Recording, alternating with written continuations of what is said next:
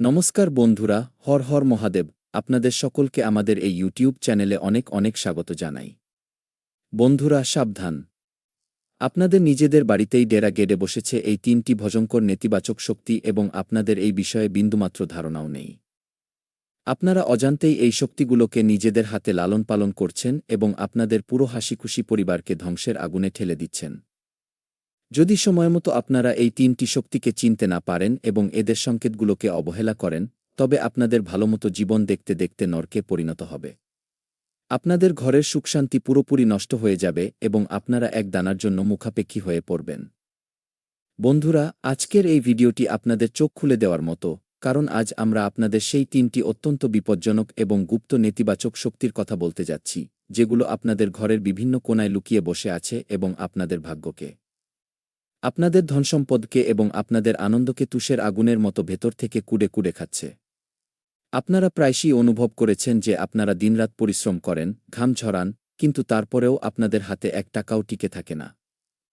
সর্বদা ঋণের বোঝা বাড়তে থাকে এবং ব্যবসা বা চাকরিতে লাগাতার ক্ষতি হতে থাকে।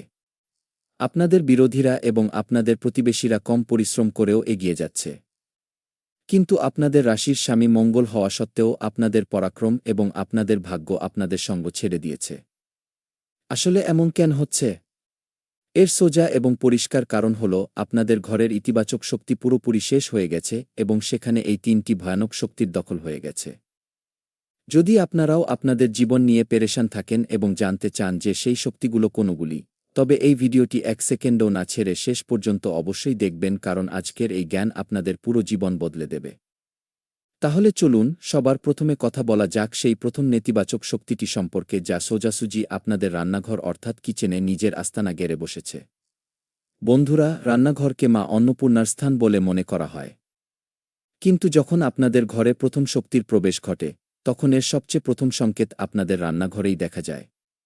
এর প্রথম সংকেত হল যে আপনাদের ঘরে তৈরি খাবার খুব জলদি নষ্ট হতে শুরু করবে, বা হঠাৎ করেই কোনো কারণ ছাড়াই খাবারের স্বাদ একদম বদলে যাবে। আপনারা যতই ভালো জিনিস কিনে আনুন না কেন, ঘরে বরকত পুরোপুরি গায়েব হয়ে যাবে এবং প্রতি মুহূর্তে রান্নাঘরে এক অদ্ভুত ভারী ও গুমোট শক্তি অনুভূত হবে। যখন এই শক্তি ঘরের উপর প্রভাব বিস্তার করে, তখন পরিবারের সদস্যদের পেট কখনো ঠিক থাকে না এবং মা অন্নপূর্ণার অসন্তুষ্টির কারণে ঘরে দারিদ্র্য থাবা বসাতে শুরু করে। এবার কথা বলা যাক দ্বিতীয় ভয়ঙ্কর নেতিবাচক শক্তিটি সম্পর্কে, যা আপনাদের শোয়ার ঘর অর্থাৎ বেডঘর এবং আপনাদের আরাম করার জায়গার উপর দখল নিয়ে নিয়েছে। এই শক্তির সরাসরি আক্রমণ আপনাদের মস্তিষ্ক এবং আপনাদের সম্পর্কের উপর হয়। এর সবচেয়ে বড় সংকেত হল, যেমনি আপনারা সন্ধ্যায় আপনাদের ঘরের ভেতরে পা রাখবেন, হঠাৎ আপনাদের মন মেজাজ কোনো কারণ ছাড়াই খারাপ হয়ে যাবে। আপনাদের মাথায় এক অদ্ভুত ভারীভাব ও যন্ত্রণা হতে শুরু করবে, যা ঘরের বাইরে গেলেই ঠিক হয়ে যায়। এই শক্তির প্রভাবে স্বামী স্ত্রীর মধ্যে কোনো কারণ ছাড়াই এত গুরুতর ঝগড়া শুরু হয়ে যায় যে কথা কোর্ট কাছারি এবং তালাক পর্যন্ত গড়ায়। ঘরের ছোট বাচ্চারা রাতে হঠাৎ ভয় পেয়ে জেগে ওঠে এবং তাদের ভয়ঙ্কর স্বপ্ন আসতে শুরু করে।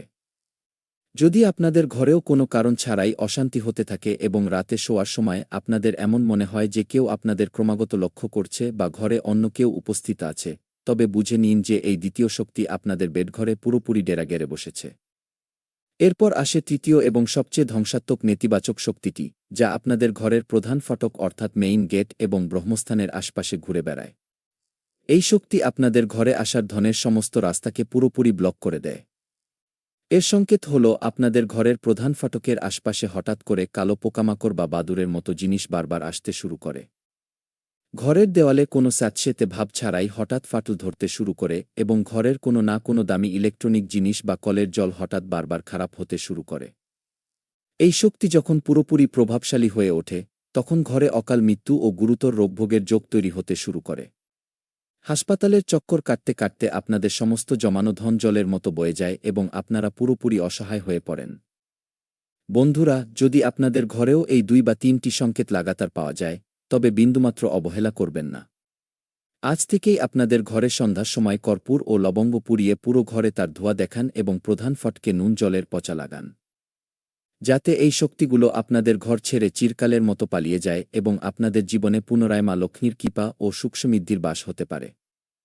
বন্ধুরা, যদি আপনারা এই শক্তিগুলোর জাল থেকে চিরকালের জন্য মুক্ত হতে চান এবং আপনাদের ঘরে সুখসমৃদ্ধি ফিরিয়ে আনতে চান, তবে আপনাদের অবিলম্বে কিছু বিশেষ পরিবর্তন করতে হবে। বন্ধুদের রাশিচক্রের স্বামী মঙ্গল, যা শক্তি এবং সাহসের প্রতীক। যখন ঘরে নেতিবাচকতা বৃদ্ধি পায়, তখন মঙ্গলের শুভ প্রভাব পুরোপুরি সমাপ্ত হয়ে যায় এবং ব্যক্তি পুরোপুরি হতাশ হয়ে পড়ে। তাই এই শক্তিগুলোকে ঘর থেকে বাইরে তাড়িয়ে দেওয়ার জন্য আপনাদের আগামী ৩ দিনের মধ্যে কিছু অত্যন্ত অব্যর্থ ও গুপ্ত উপায় করতে হবে। সবার প্রথম কাজ আপনাদের এটি করতে হবে যে মঙ্গলবার বা শনিবারের দিন সূর্যাস্তের ঠিক পরেই আপনাদের পুরো ঘরে গুগল ও লোবানের ধুনো দিন। এই ধুনোর গন্ধে ঘরের কোনায় লুকিয়ে থাকা সব ধরনের অশুভ শক্তি ছটফট করে বাইরে পালিয়ে যেতে বাধ্য হয়। এর সঙ্গে সঙ্গেই আপনাদের ঘরের ঈশান কোণ অর্থাৎ উত্তর পূর্ব কোণে একটি তামার পাত্রে পরিষ্কার জল ভরে রাখুন এবং তাতে ১ চিমটি হলুদ ফেলে দিন। এই জল ঘরের নেতিবাচক তরঙ্গগুলোকে নিজের মধ্যে শুষে নেয় এবং ইতিবাচক শক্তির সঞ্চার করে। এই জল প্রতি ২৪ ঘণ্টা পর কোনো গাছে ঢেলে দিন এবং আবার নতুন জল ভরে দিন। দ্বিতীয় গুরুত্বপূর্ণ বিষয়ের দিকে খেয়াল রাখবেন যে বন্ধুদের ভুল করেও নিজেদের ঘরের দক্ষিণ-পশ্চিম কোণে ময়লা বা ভারী আবর্জনা জমতে দেওয়া যাবে না, কারণ এটিকে রাহু ও কেতুর দিক বলে মনে করা হয় এবং এখান থেকেই নেতিবাচক শক্তি আপনাদের বেডঘর এবং মস্তিষ্কের উপর নিয়ন্ত্রণ কায়েম করে। সন্ধ্যার সময় যখন দিন ও রাত মিলিত হয়, সেই সময় ঘরের প্রধান ফটকে সর্ষের তেলের একটি প্রদীপ জ্বালান এবং তাতে ২টি গোটা লবঙ্গ ফেলে দিন। এই প্রদীপ আপনাদের ঘরের চারিপাশে এমন এক সুরক্ষা কবচ তৈরি করে দেবে যা ভেদ করা যেকোনো অশুভ শক্তির সাধ্যের বাইরে হবে। পরিবারের সদস্যদের মধ্যে যে অকারণে মানসিক চাপ ও ঝগড়াঝাটি হচ্ছে, সেগুলোকে শান্ত করার জন্য শনিবারের দিন সকালের দিকে সামান্য কালো তিল নিয়ে আপনাদের পুরো পরিবারের মাথা থেকে ৭ বার ঘুরিয়ে নিন এবং তা বাড়ি থেকে দূরে নিয়ে গিয়ে কোনো বহমান জলে ভাসিয়ে দিন বা কোনো নিরিবিল জায়গায় মাটিতে পুঁতে দিন। এমনটা করলে পরিবারের উপর আসা যেকোনো বড় বিপদ এবং অকাল মৃত্যুর যোগ তৎক্ষণাৎ কেটে যায়। বন্ধুরা, আপনাদের কুষ্টিতে মঙ্গলকে শক্তিশালী করার জন্য এবং এই শক্তিগুলোর সম্পূর্ণ বিনাশ করার জন্য প্রতি মঙ্গলবার হনুমান চালিসা বা বজরং বাণের পাঠ আবশ্যিকভাবে শুরু করে দিন। আপনারা দেখতে পাবেন যেমনি আপনারা এই ছোট ছোট পরিবর্তনগুলো আপনাদের জীবনে প্রয়োগ করবেন, আপনাদের ঘরের ভারী ভাব পুরোপুরি গায়েব হয়ে যাবে। রাতে আসা ভয়ঙ্কর স্বপ্ন বন্ধ হয়ে যাবে। বন্ধ হয়ে যাওয়া ব্যবসা ও চাকরির রাস্তা হঠাৎ খুলতে শুরু করবে এবং মা লক্ষ্মীর কৃপায় আটকে থাকা ধন ফিরে আসতে শুরু করবে। যদি আপনাদের মনে এই বিষয় নিয়ে কোনো শঙ্কা বা প্রশ্ন থাকে, তবে আপনারা আমাদের নিচে কমেন্ট বক্সে জিজ্ঞাসা করতে পারেন। আমরা আপনাদের প্রতিটি সংকটের সমাধান করার সম্পূর্ণ চেষ্টা করব। এর সঙ্গে সঙ্গেই বন্ধুদের একটি অত্যন্ত গোপনীয় বিষয়ের কথা সর্বদা মনে রাখতে হবে যে যখনই আপনারা আপনাদের কর্মক্ষেত্র থেকে বা কোনো বাইরের কাজ থেকে রাতে বাড়ি ফিরবেন, তখন সরাসরি আপনাদের বেডঘর বা রান্নাঘরে প্রবেশ করবেন না। বাইরের নেতিবাচক শক্তি প্রায়ই আপনাদের পায়ের মাধ্যমে ঘরের ভেতরে প্রবেশ করে। তাই বাড়িতে ঢোকার সঙ্গেই সবার প্রথমে নিজেদের হাত পা ভালো করে ধুয়ে নিন এবং তারপরেই ঘরের অন্যান্য জিনিস স্পর্শ করবেন।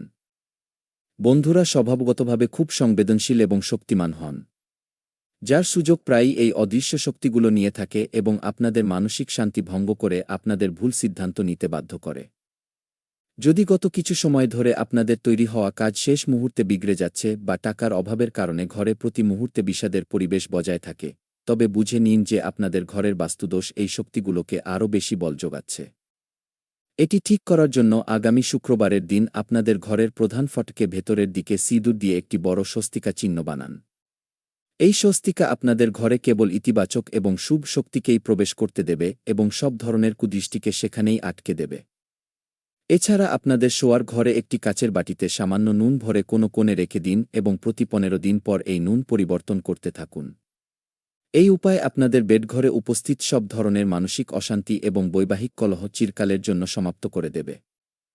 বন্ধুরা মনে রাখবেন যে আপনাদের রাশির সরাসরি সম্পর্ক সাহস এবং বিজয়ের সঙ্গে। তাই এই শক্তিগুলো থেকে ভয় পাওয়ার বিন্দুমাত্র প্রয়োজন নেই। বরং সঠিক নিয়ম ও উপায়ের পালন করে এদের আপনাদের জীবন থেকে চিরকালের জন্য দূরে তাড়িয়ে দিতে হবে। যেমনি আপনারা এই উপায়গুলো সম্পূর্ণ ভক্তি সহকারে করবেন, আপনাদের ঘরে সুখের পরিবেশ ফিরে আসবে, রোগব্যাধি দূর হবে এবং আপনাদের আটকে থাকা উন্নতি আবার গতি ফিরে পাবে। এছাড়া বন্ধুদের নিজেদের ঘরের পুজোর স্থানটিকে নিয়েও একটি খুব বড় সতর্কতা অবলম্বন করতে হবে, কারণ অনেক সময় আমরা অজান্তেই পুজোর ঘরেই এমন কিছু ভুল করে ফেলি যার ফলে এই নেতিবাচক শক্তিগুলো আরও বেশি শক্তিশালী হয়ে ওঠে। যদি আপনাদের পুজোর ঘরে একই দেবীদেবতার ২টি মূর্তি সামনাসামনি রাখা থাকে বা সেখানে কোনো ভাঙা মূর্তি বা শুকনো মালা বহু সময় ধরে পড়ে থাকে, তবে আজই তা সম্মান সরিয়ে ফেলুন। বন্ধুদের জন্য ঘরের মন্দির সর্বদা পরিষ্কার পরিচ্ছন্ন এবং গোছানো থাকা অত্যন্ত জরুরি, কারণ এখান থেকেই আপনাদের জীবনের পুরো ইতিবাচক শক্তি চালিত হয়। যখন আপনারা আপনাদের মন্দিরকে দোষমুক্ত করে নেবেন, তখন আপনাদের ঘরে হনুমানজির কৃপার এমন এক সুরক্ষাকবচ তৈরি হবে যার সামনে কোনো নেতিবাচক শক্তি টিকতে পারবে না। এর পাশাপাশি একটি বিষয়ের বিশেষ খেয়াল রাখবেন যে কখনোই রাতের সময় রান্নাঘরে নোংরা বা ঝুঁটো বাসন ফেলে রেখে ঘুমোবেন না।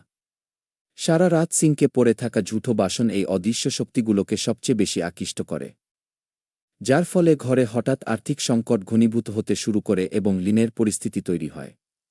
যদি আপনারা রাতেই রান্নাঘর পরিষ্কার করে ঘুমান, তবে মা লক্ষ্মী এবং মা অন্নপূর্ণার কৃপা আপনাদের ঘরে সর্বদা বজায় থাকবে এবং কখনোই অন্নধনের অভাব হবে না। বন্ধুরা, আপনাদের জীবনে আসা সংকটগুলোকে দূর করতে এবং ভাগ্যকে পুরোপুরি উজ্জ্বল করতে এই ছোট ছোট নিয়মগুলো অত্যন্ত চমৎকারী প্রমাণিত হবে। আগামী কিছুদিনের মধ্যেই আপনারা নিজে অনুভব করবেন যে কাজগুলো মাসের পর মাস আটকে ছিল তা হঠাৎ হতে শুরু করেছে।